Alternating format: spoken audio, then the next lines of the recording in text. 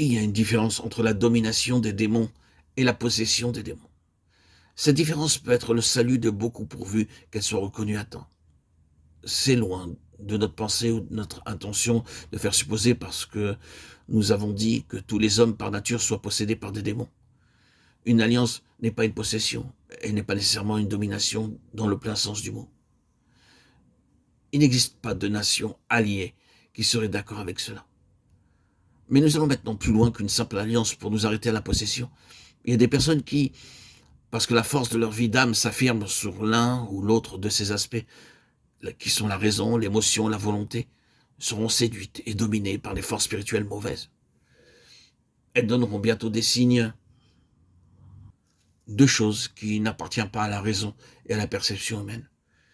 Elles manifesteront une puissance d'esprit étrange en donnant toutes sortes d'interprétations et d'explications. Il sera souvent impossible de les réfuter dans les lignes ordinaires du raisonnement. Mais naturellement, cette intensité d'esprit supporte toujours leur propre chemin et cette propre assurance est si profondément et si terriblement établie dans leur conviction de propre justice que, alors même que leur voix serait directement opposée à la parole précise de Dieu et ne le discernerait pas ou ne l'accepterait pas. D'autres symptômes se manifesteront aussi dans leur regard, leur conduite, leur voix. Nous avons ici la domination. Cela appartient au domaine de l'âme, et bien qu'étant sur la route directe de la possession, ce n'est pas encore la possession. Cette sorte d'état peut être guéri sans que les démons soient chassés, mais cela se fera par beaucoup de souffrance et d'humiliation. Cela fut certainement l'histoire de Judas Iscariote. Il restera toujours un mystère à certains points de vue, mais nous savons qu'il fut amené à son acte par une course progressive. Il a premièrement permis à sa propre âme, à sa vie du moi, de le gouverner par l'avarice. Puis, après avoir capitulé sur ce point, les puissances mauvaises toujours présentes lui firent leurs suggestions pour son profit. En jouant avec le feu, il fut dominé par ses forces et forma son plan. Pour finir, l'inévitable issue d'un tel chemin se poursuivant, Satan entra dans Judas. Luc 22, 3. Nous avons ici quelque chose de plus que l'âme.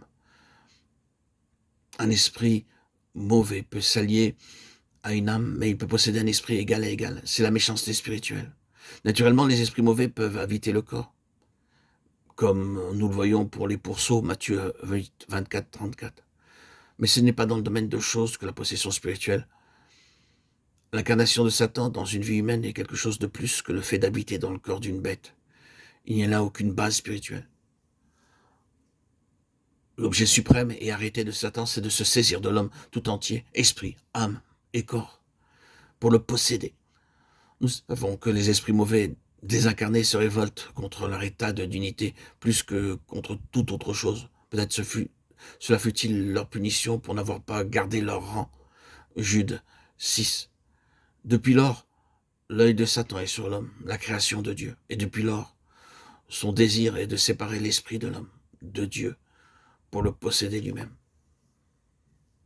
Mais avant cela même, il cherche à s'en servir.